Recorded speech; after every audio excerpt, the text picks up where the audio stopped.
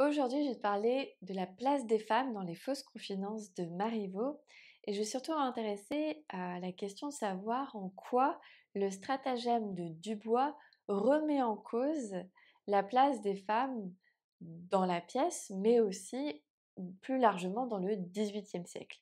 Parce qu'une lecture un peu rapide de l'œuvre nous ferait croire qu'être une femme au XVIIIe siècle, c'est pas top. Parce qu'elles sont manipulées comme Araminte, même trompées en fait, ou alors elles sont utilisées comme Marton, parce que Marton, elle devient un peu une sorte d'outil pour amener Dorante à épouser Araminte. Les femmes sont même réduites au silence, comme Madame Argante, qui n'a plus du tout son mot à dire à la fin de la pièce sur le mariage de sa fille. Donc on pourrait croire que effectivement, la place de femme, c'est une place, inférieure, faible et fragile. Mais en fait, si on lit un peu plus entre les lignes, si on décortique la pièce, on se rend compte que Marivaux donne beaucoup plus de pouvoir aux femmes qu'on pourrait le croire et c'est ça que je voudrais te montrer. Alors pour ce faire, je vais décrire chaque personnage féminin et t'en donner un petit peu, matière à réfléchir. Donc déjà, Madame Argante, c'est le personnage le plus stéréotypé de la pièce. C'est un personnage type qu'on peut rencontrer dans pas mal d'autres comédies, notamment au XVIIe siècle. Elle fait un peu penser à Harpagon dans l'Avare de Molière. C'est cette figure parentale qui va être remise en cause dans la pièce par la jeunesse parce qu'elle est vue comme un obstacle au bonheur de la jeunesse. Et effectivement, Madame Argante, c'est ça, hein, elle est remise en question, son autorité est remise en question dès le début de la pièce, puisque Araminte, en vérité, n'est pas sous sa tutelle et donc elle n'a pas à l'écouter. Et Araminte, au fur et à mesure de la pièce, n'arrête pas de dire à sa mère que c'est elle qui choisit, qu'elle est la seule maîtresse dans sa maison. Donc ça remet déjà en question l'autorité de la mère, l'autorité de Madame Argante. Alors ce qui est intéressant avec ce personnage stéréotypé, c'est qu'elle va permettre de représenter sur scène les préjugés de la bourgeoisie. Madame Argante, c'est la bonne bourgeoise qui a des idées bourgeoises, qui a des objectifs bourgeois, etc. Qui a une mentalité bourgeoise, qui a une morale bourgeoise. Enfin voilà, c'est la Madame Argante, c'est la bourgeoisie. Alors, quels sont ses préjugés? Déjà, son premier préjugé, c'est que sa fille doit épouser le comte d'Aurimont, puisque pour avoir une bonne vie de bonne bourgeoise, sa fille devrait avoir le désir de s'élever socialement, d'atteindre les élites, en obtenant quelque chose qu'elle n'a pas encore, puisque sa fille a la fortune, mais ce qui lui manque, c'est le titre de noblesse. Et en épousant Monsieur de Rimont, elle obtiendrait le titre de comtesse, ce qui lui ouvrirait les portes des élites. Et Madame Argande, c'est ça qu'elle veut de tout son cœur. Alors ce qui est intéressant, c'est que dans la pièce, tout ou presque lui donne raison, à part peut-être Araminte et Dorimont, et même peut-être à part l'auteur lui-même, Marivaux, tout semble lui donner raison. Pourquoi? C'est parce que déjà, dans un premier temps, personne, à part Dorante, n'est choqué du fait que Madame Argante est prête à tromper, à mentir à sa propre fille pour la pousser à épouser le comte d'Orimont. Je te rappelle, hein, que Madame Argante, elle demande véritablement, sans détour, à Dorante de mentir à sa fille en lui disant qu'elle pourrait perdre son procès pour la pousser à accepter le mariage avec le comte d'Aurimont. Et ça ne lui pose aucun problème de morale. Et c'est normal, c'est parce que Madame Argante est persuadée du bien fondé de sa vision du monde, du fait que c'est ça qui va apporter peut-être pas le bonheur, mais que c'est ça qui est attendu de sa fille, et aussi que du coup c'est totalement justifié par la société qui valorise totalement ce genre d'objectif d'élévation sociale dans la société. Donc Madame Argante, c'est pour ça qu'elle peut dire des choses comme à Dorante, elle lui dit le beau nom de Dorimon et le rang de comtesse ne la touchent pas assez. Elle ne sent pas le désagrément qu'il y a de n'être qu'une bourgeoise. Elle s'endort dans cet état, malgré le bien qu'elle a. Donc ici, Madame Argante, hein, ce qu'elle voudrait, c'est que sa fille comprenne que les attentes de la société, qui sont totalement justifiées selon elle, seraient de vouloir épouser le comte d'Aurimont pour devenir comtesse. D'autant plus que cela correspondrait à sa fortune. Comme elle est riche, la prochaine étape, c'est de devenir comtesse et que tout ça, c'est tout à fait normal et accepté, et même attendu. Dorante lui répond doucement: «Peut-être n'en serait-elle pas plus heureuse si elle en sort?» Et madame Argante lui répond vivement: «Il ne s'agit pas de ce que vous en pensez. Gardez votre petite réflexion roturière et servez-vous, si vous voulez, être de nos amis.» Et Marton, qui entre un petit peu dans le dialogue: «C'est un petit trait de morale qui ne gâte rien à notre affaire.» Madame Argante qui répond: morale subalterne qui me déplaît.»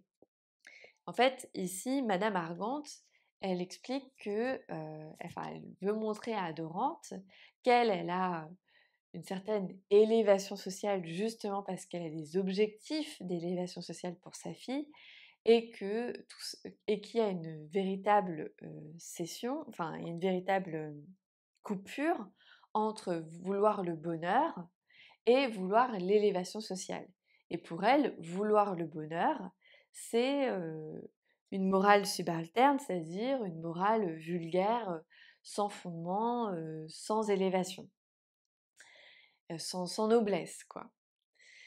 Donc il y a déjà une opposition au sein de la pièce qui est très intéressante entre la morale bourgeoise que représente Madame Argante et une certaine modernité peut-être dans les propos de Dorante qui s'oppose à Madame Argante. Ça qui est intéressant aussi, Madame Argante, sa vision du monde, elle est très étriquée. Pour elle, et c'est la vision du monde qu'ont la plupart des gens au XVIIIe siècle, c'est ça qu'il faut se rendre compte aussi. C'est que Madame Argande, pour elle, chacun doit rester dans sa position, dans sa condition sociale, chacun doit rester à sa place, et chacun a des objectifs qui conviennent à son rang. Donc par exemple, Araminte, comme elle est très riche et qu'elle appartient à la bourgeoisie, forcément son objectif de vie, ça doit être de devenir comtesse. Par contre, Dorante, comme c'est un intendant, lui, il doit rester à sa place, à sa condition sociale d'intendant, de domestique, et donc il n'a pas à s'intéresser à ces choses-là. C'est pour ça aussi, alors dans la vision du monde donc de Madame Argante, chacun correspond dans sa nature même, dans son être, à sa condition sociale.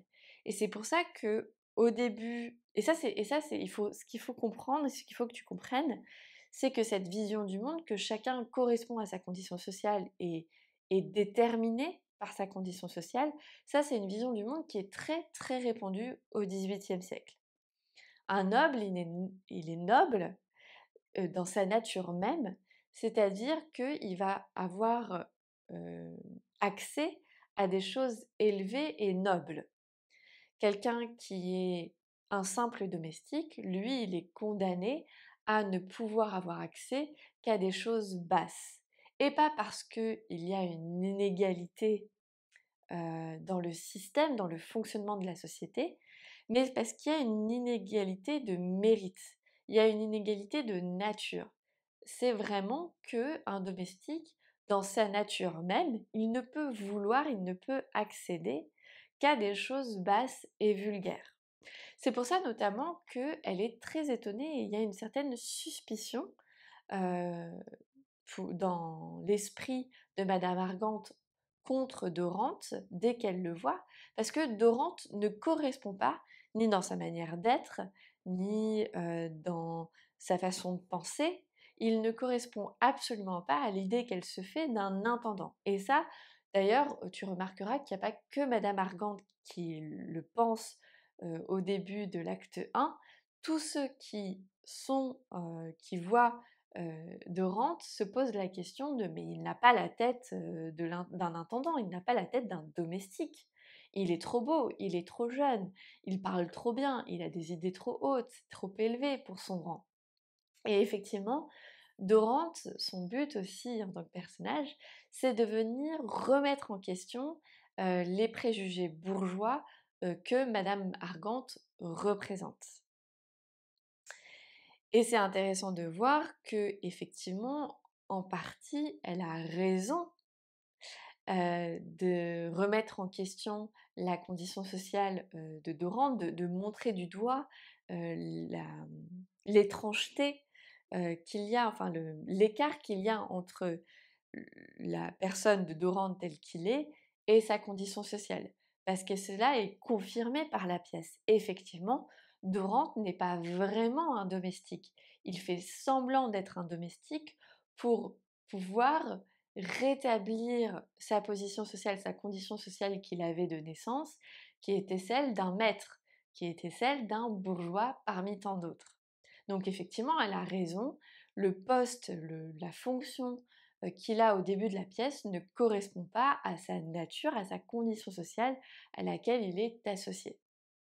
Donc Madame Argante, elle représente les préjugés bourgeois, mais elle montre aussi, enfin, on ne peut pas dire non plus que Marivaux il remet totalement en question ces préjugés de la société du XVIIIe siècle. Alors là, j'ai passé au personnage de Marton, qui est aussi un personnage beaucoup plus complexe que ce qu'on pourrait croire. Déjà, effectivement, Marton, c'est un peu aussi un personnage type de la servante, un peu rusée, qui va servir ses propres intérêts en trompant sa maîtresse. On retrouve beaucoup ce genre de personnage dans les comédies classiques du XVIIe siècle. Mais le personnage de Marton, il ne s'arrête pas là. Enfin, il n'est pas cantonné à cette vision stéréotypée. Déjà, la première chose, c'est que Marton, en fait, elle dépasse ces stéréotypes. Premièrement, parce que elle n'est pas tout à fait une servante comme les autres. Pourquoi? Déjà, premièrement, de naissance. Elle est née dans une bonne famille, elle aussi bourgeoise, et c'est parce que son père est décédé et parce qu'elle n'a pas le sou qu'elle n'est pas mariée, qu'elle est obligée d'être au service d'Araminte pour survivre.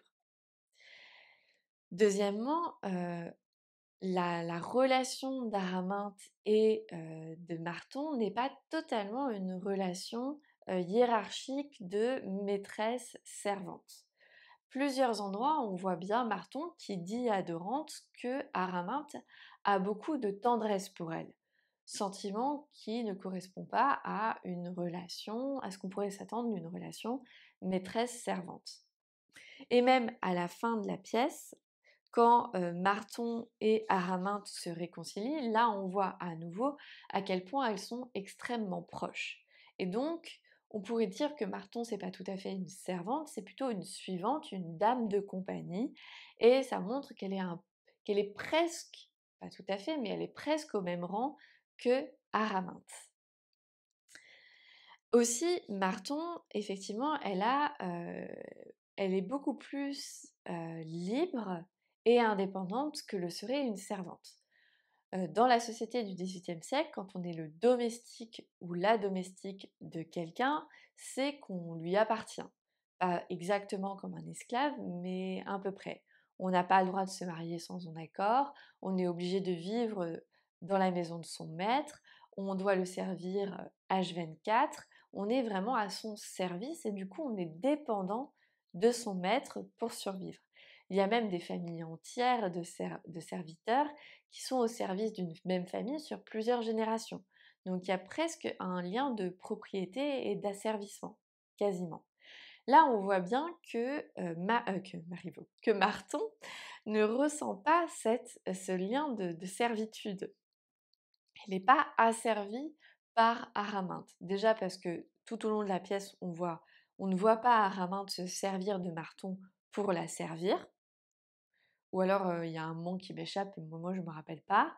Effectivement, Araminte a l'ascendant sur Marton, mais même quand elle lui dit de partir, Marton s'en va, donc effectivement il y a quand même une relation hiérarchique, mais on voit bien que Marton, elle a une forme d'indépendance parce qu'elle va servir tout au long de sa pièce ses propres intérêts. Et c'est pas ses propres intérêts pour le plaisir de tromper sa maîtresse comme c'était le cas pour certaines servantes dans les pièces du XVIIe siècle, c'est dans le but d'atteindre elle aussi une élévation sociale. Elle veut reprendre, elle veut retrouver la position qu'elle avait dans la société quand elle était la fille d'un procureur. Et pour ça, elle a 2 moyens qu'elle essaye par elle-même. D'ailleurs, c'est ça qui lui donne son indépendance et sa force, sa puissance, c'est qu'elle veut y arriver par elle-même, elle va y arriver par elle-même. Elle met en place elle-même des stratagèmes, elle prend en charge, sa destinée, ce qui est très fort pour une femme parce que je te rappelle qu'au XVIIIe siècle, une femme qui n'est pas mariée et qui, est sous la tutelle de son père. Elle est normalement une mineure. Or, Marton, elle bénéficie, entre guillemets, du fait que son père est mort, que Monsieur Rémy, qui pourrait être un père de substitution, ne joue pas ce rôle, et du coup, elle a une forme d'indépendance, c'est à elle de prendre en charge son avenir. Et donc, par 2 moyens, le premier, c'est l'argent. Grâce à l'argent, elle pourra gagner une certaine autonomie, et c'est pour ça qu'elle veut bien tromper sa maîtresse pour obtenir l'argent du comte d'Aurimont, et aussi par le mariage. C'est pour ça que, parce que quand même, Marton, elle est quand même prisonnière de la condition des femmes au XVIIIe siècle, et du coup, l'une des seules façons d'exister en tant que femme dans la société, c'est d'être mariée. Et donc, c'est pour ça qu'elle est très contente de se marier avec Dorante et qu'elle prend soin de la relation qui s'opère, et aussi qu'elle parle d'intérêt. Quand elle parle de mariage avec Dorante, elle parle pas forcément de sentiments, elle parle surtout de leurs intérêts communs, puisque elle, c'est ce qu'elle veut, hein, une élévation sociale. Et pour elle, le mariage, ce serait une façon d'avoir un rang dans la société. Alors ça, malgré tout, ça la condamne un petit peu à un rôle un peu étriqué, condamnée à se marier pour exister au sein de la société. Mais Marivaux lui donne quand même un peu plus de profondeur, un peu plus de relief, notamment dans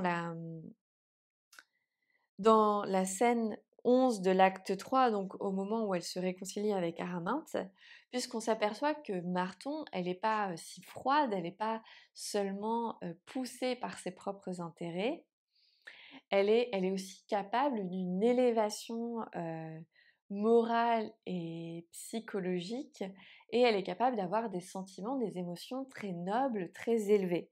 Notamment parce que Marton place au-dessus de tout, au-dessus même de ses intérêts, finalement dans la scène 11, son amitié avec Araminthe. C'est quand tu lui dis laissons là mes sentiments, rendez-moi votre amitié comme je l'avais, et je serai contente. Et l'amitié, il faut savoir que c'est une valeur qui est très chère à la noblesse. Donc ici, Marton montre qu'elle est capable de sentiments extrêmement nobles et de valeurs extrêmement nobles comme l'amitié. C'est aussi le cas quand on voit qu'elle est capable d'un amour profond, puisque elle dit à Araminthe: «Pourquoi avez-vous eu la cruauté de m'abandonner au hasard d'aimer un homme qui n'est pas fait pour moi, qui est digne de vous, que j'ai jeté dans une douleur dont je suis pénétrée?» Et Araminthe, d'un ton doux: «Tu l'aimais donc, Marton?» Donc là, on s'aperçoit que Marton, elle était quand même très attachée à Dorante, et qu'elle n'était pas seulement attirée par lui pour son intérêt personnel. Alors, voilà, déjà ça. Et donc là, ça me permet de passer au dernier personnage féminin, Araminthe, qui est un personnage encore plus hem, fin, encore plus profond que les autres. Alors ce qui est intéressant, c'est qu'Araminthe, au départ, on a un peu l'impression qu'elle est emprisonnée par sa condition de femme. Alors pourquoi? C'est parce que déjà, effectivement, elle est poussée de toutes parts par toute la société, par tous les gens autour d'elle, à épouser le comte d'Aurimont, déjà. Mais deuxièmement, par sa condition de femme, par sa nature de femme, parce que, comme le dit Dubois, il va se servir de son cœur de femme pour la manipuler, pour la tromper. Donc elle va être trompée par elle-même, en quelque sorte. Alors, quelles sont les 2 choses sur lesquelles, va jouer, Dubois avec lesquelles va jouer Dubois? C'est son amour-propre et sa vanité. Alors, sa vanité d'une part parce que, quand il va lui expliquer, pour la première fois dans l'acte 1 l'amour de Dorante, quand il va lui avouer l'amour de Dorante, il va faire en sorte de représenter la situation de telle manière à ce que Caraminte ait l'impression d'être une forme d'héroïne de roman, puisque le récit de Dubois est extrêmement romanesque et sa manière, donc ça déjà ça va venir la flatter évidemment. Et deuxièmement, quand il va lui présenter l'amour de Dorante, un amour fou, un amour qui le dépasse, eh bien on a presque l'impression que c'est de la vénération pour une déesse. Et la déesse, c'est elle. Donc évidemment, elle est encore plus flattée. Et en partie, pourquoi est-ce qu'elle garde Dorante à ses côtés? On comprend vite que c'est parce qu'elle est tellement flattée qu'elle veut garder près d'elle un homme qui la vénère. Évidemment, on peut la comprendre. Elle n'est pas, voilà, elle est un petit peu vaniteuse, quoi, quand même, sur ce coup-là. Elle est un peu coquette, comme on dit. Mais elle est aussi victime de son amour-propre parce que Araminte, elle se débat jusqu'au bout avec ses propres sentiments. Elle ne peut pas se révéler, s'avouer ses propres sentiments amoureux à elle-même parce que ça viendrait remettre en question, mettre en fait, même pas remettre en question, mettre en péril sa réputation au sein de la société. Parce qu'elle aussi, elle a internalisé le fait qu'elle ne peut pas épouser un simple intendant, ça ne se fait pas. Ce n'est pas digne d'elle. Et ça, elle l'a intégré. Et c'est pour ça qu'elle ne veut pas s'avouer ses propres sentiments jusqu'à la fin. Alors, cela dit, Araminte, elle est aussi, c'est un personnage plus complexe parce qu'elle aussi, elle a une forme d'émancipation comme Marton. Pourquoi? Parce que déjà, elle est veuve et la veuve au XVIIIe siècle, c'est à peu près la seule situation pour une femme pour avoir une forme de grande liberté économique et sociale. Parce qu'elle ne répond ni à un père, ni à un mari. Donc elle est totalement responsable, de sa vie et elle est donc entièrement libre. C'est pour ça d'ailleurs qu'elle a le droit de ne pas écouter sa mère. Son émancipation, enfin sa liberté, son indépendance, elle le doit aussi à sa grande fortune. Comme elle est extrêmement riche, elle a du pouvoir. Et c'est ça qui est intéressant avec le personnage d'Araminte. C'est que effectivement, c'est un personnage qui est manipulé par Dubois, mais elle est manipulée pourquoi? C'est parce que Dubois n'a pas le choix. Il n'a pas le choix parce que personne d'autre dans toute la pièce ne peut choisir d'épouser Dorante qu'elle. Il ne peut pas l'obliger par d'autres moyens. Et ça montre bien qu'Araminte, c'est le personnage dans la pièce qui a le pouvoir. Pas Dorante, pas Dubois. Dubois, il a effectivement peut-être le pouvoir du stratagème, de la stratégie. Dorante, il a peut-être un pouvoir de séduction, mais le réel pouvoir, celui qui peut vraiment changer les choses, celui qui peut vraiment faire en sorte qu'il y ait un mariage et que Dorante fasse fortune, eh bien, c'est Araminte qui le détient. Et donc, c'est elle qu'on doit manipuler. C'est ça qui est intéressant. C'est que comme elle est riche, comme elle est indépendante, et c'est elle qui détient le pouvoir. Mais pas seulement dans sa relation avec Dorante, dans la relation avec le comte d'Orimont aussi. C'est très intéressant ça. Le comte d'Orimont, il attend d'elle sa fortune aussi.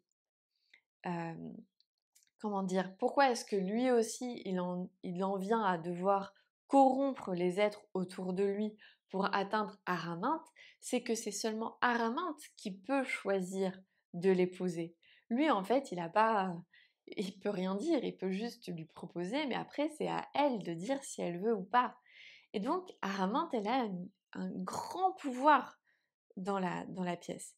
Et donc c'est ça la complexité, l'ambiguïté de cette pièce, c'est qu'on a l'impression qu'Araminte est une femme fragile qui se fait manipuler tout au long de la pièce, mais en fait pas du tout. C'est le personnage qui a le pouvoir de faire réellement changer les choses.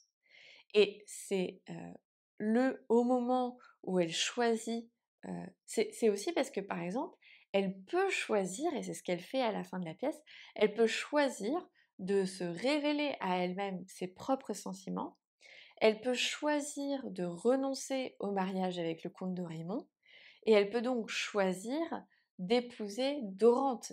Et c'est quand elle fait ce choix-là que la pièce s'arrête et que tout le monde, enfin tout le monde, et que Dorante obtient ce qu'il voulait et que Dubois aussi.